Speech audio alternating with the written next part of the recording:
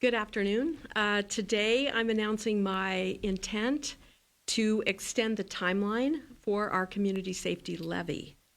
And I've recommended that City Council postpone while we complete our mid-year budget review and have the opportunity to speak with all neighborhood councils and more community groups.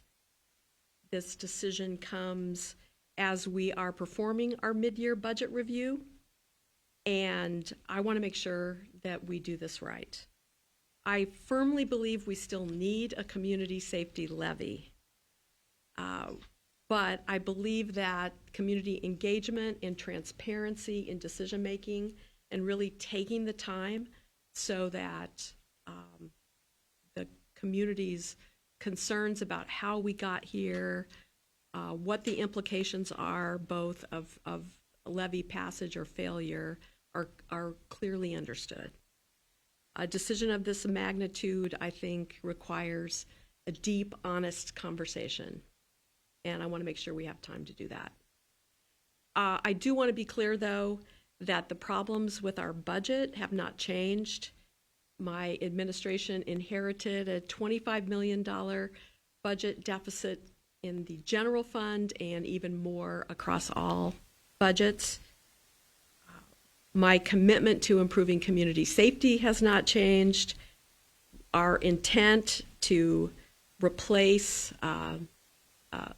aging vehicles in police and fire, to be prepared for emergencies, to bring back neighborhood resource officers, to expand the office of the police ombudsman.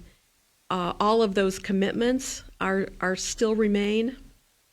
However, it's important that the administration and the council go through this mid-year budget review process thoughtfully and present a levy to the public that has been thoroughly vetted and engaged with the public on.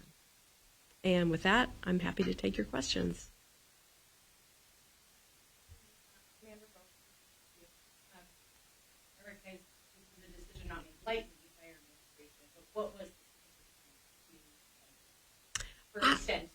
I think one of the key aspects for me was last Saturday as I was engaging at Expo 74 activities in the park.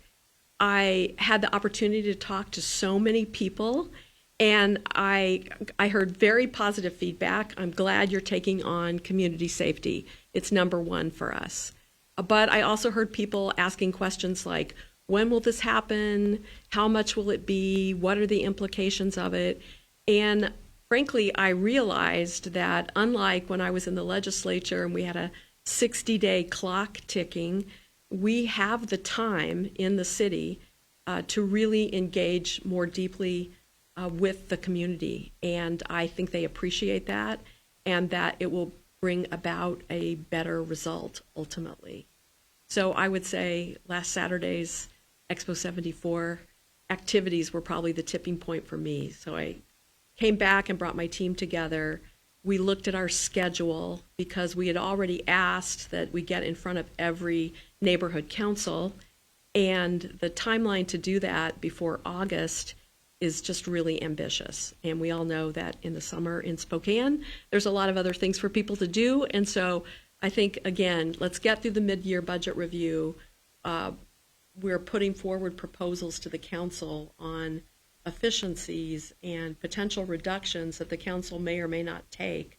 I think we need to get through that process and through this more extensive process of meeting with neighborhoods and community organizations. And some of the voices that aren't always at the table. I think it pays to go the extra mile so that we're reaching out and having those conversations more extensively.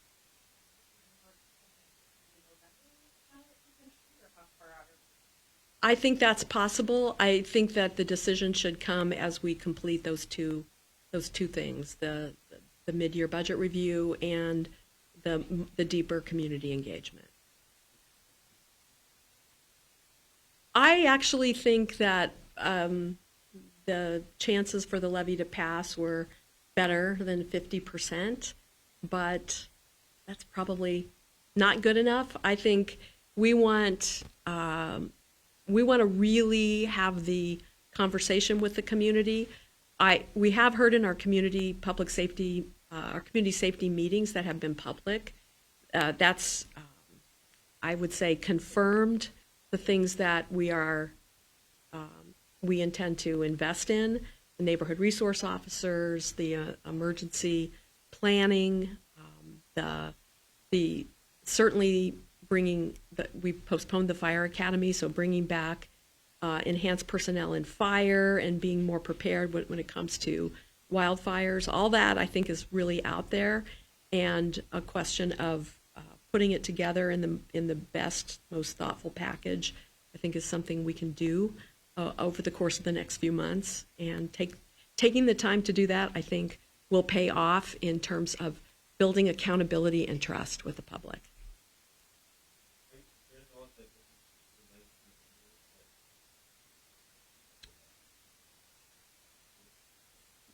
That's a really good question, because originally I think I pushed for August based on the concept that we have to prepare a budget for next year.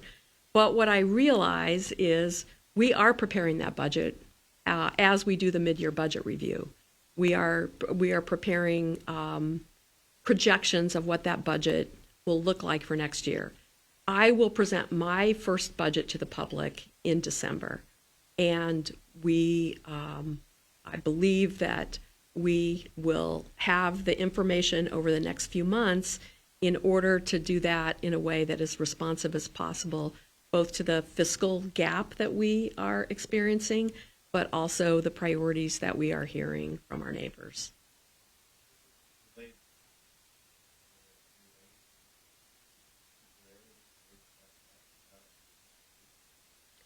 I'm still exploring all the different options in terms of the different accounts in the city, the different services we engage in, what would potentially be either suspended or delayed. I think we are coming up with a fairly significant set of ideas to discuss with the council in the mid-year budget review. Of course, we hope to maintain the services that everybody counts on in Spokane, and that is going to be challenging with this budget deficit. On the other hand, we also believe that it's well worth the time to have the conversation and have the public engaged in expressing their priorities.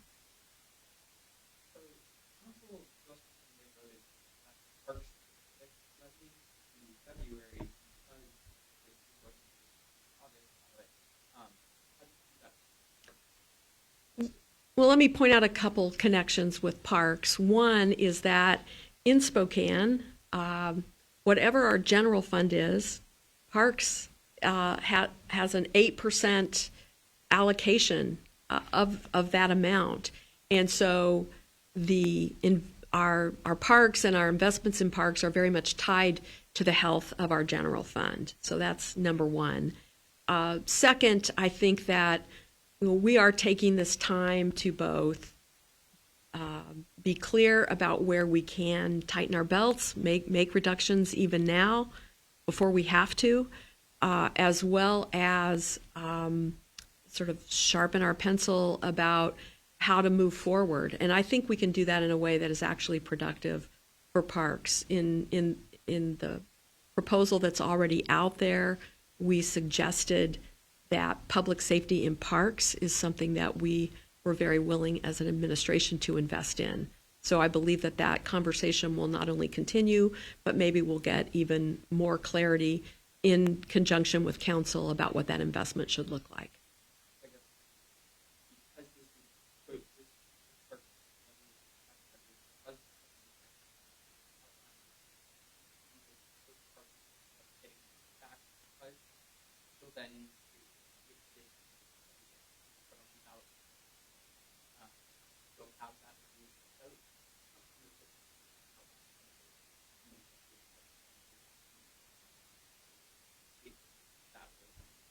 I think by the end of the year, we'll have a clear picture of where we're at with respect to our budget deficit, with respect to the budget that I'm proposing to council, and I think that will make it easier for parks to move forward in the future.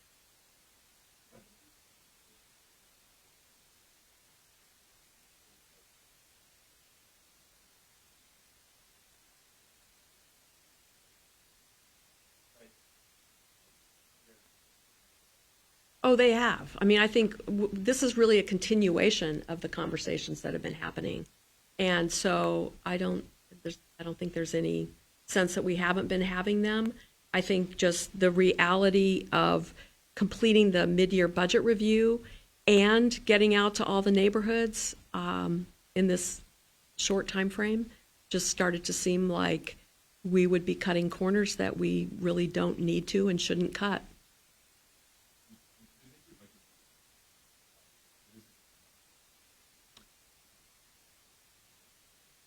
Well, we have made the decision that at the mid-year budget review, we should plan for a 2025 budget that doesn't have any enhanced revenue or doesn't have a levy in order to, in essence, prepare ourselves for what that would look like and what kinds of decisions need to be made should that occur. And so that's the only thing that's happening is the going through all the different accounts and potential decisions to put forward. Mayor Brown, your office has had messaging of urgency to address the by extending this. Does that mean that messaging has changed anything? I still think it's really imperative that we move quickly. The deficit is not going to go away, and in fact, structural deficits get worse if you don't address them in a timely way. But I do believe that the conversations with all the neighborhood councils and the number of community organizations that we have yet to have a productive conversation with, I think that this is a worthwhile effort to take this additional time. You mentioned in your address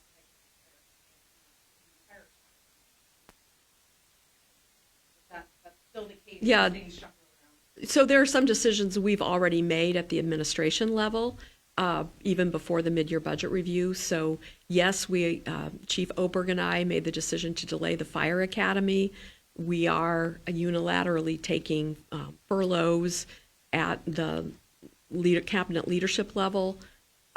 We are already renegotiating some of our IT contracts and definitely taking savings and maintaining vacancies in positions. So some of that is already going on. The fuller picture of that will be more clearly laid out in the next couple of weeks and in information that we'll give to council. So yes, that's what's happening now. Less than an hour, elected leaders across the aisle are speaking against. What do you say to those elected leaders who believe that this levy, regardless of when it comes up on the ballot, is not the way to address it? Well, I think you've got candidates for office in November that are meeting there, and with respect to anyone who has an opinion about this, I would say participate in the process and bring forward solutions. With respect to any council members that might be participating, I would say, were you part of voting for the budgets and the contracts that got us here? And if so, you probably had good reasons to do that. Now participate in bringing forward solutions.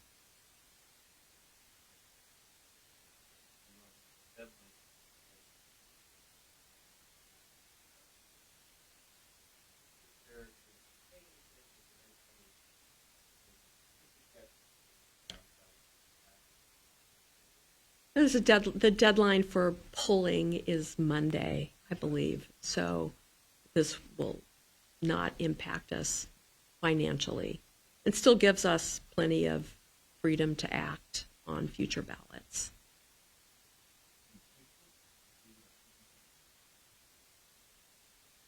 I think that will be clearer in the next couple of weeks. We will strive. I mean, we are operating under the current budget. The current budget, as I pointed out in the past, I believe was fiscally irresponsible in the way it utilized one-time money and postponed debt service payments. Nevertheless, we have revenue identified to carry forward to the end of the year.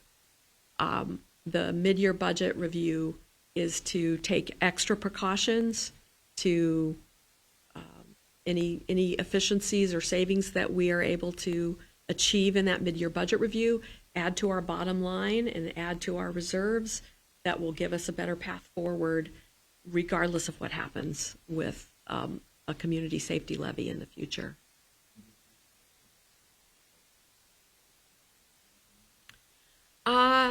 I have actually, I think that's a little bit in terms of how you look at those accounts, but it's clear that we not only have the deficit within the general fund, but we also have other accounts within the system that are being utilized based on funds that aren't replenishing it at the same rate it's being utilized.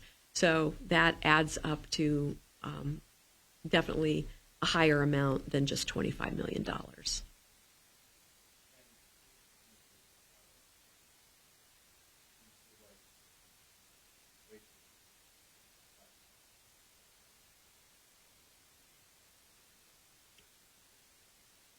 No, I don't think so. I think it makes sense to act on the basis of the information you have and on the basis of the opportunities that you see. And we acted quickly because of the urgency and the significance of the structural budget deficit, and because of the significance of what we were hearing the public say, that the status quo isn't good enough, that really community safety is a big focus for people in Spokane, and that they have concerns that they feel are not being addressed with the current level of services. At the same time, it makes sense to me as we continue to engage with this budget process and continue to have these conversations with the public that taking a little more time to just make sure we're doing this 100% with our best, our pencils. I'll use all the things I could come up with. We'll sharpen our pencils, tighten our belts, all those things, right? I mean, I think the public really wants that, and it's not enough just to do it. You also need to engage with the public so that they understand that those things are happening. And I'm not at all concerned about that. In fact, to me, it's an advantage of being at the local level. Like, I can go down the street and meet with the West Central neighborhood and have this conversation with them. That's tough to do at other levels of government where you're maybe at a state capital or a national capital. So we have the opportunity to do that, and I think we should do that.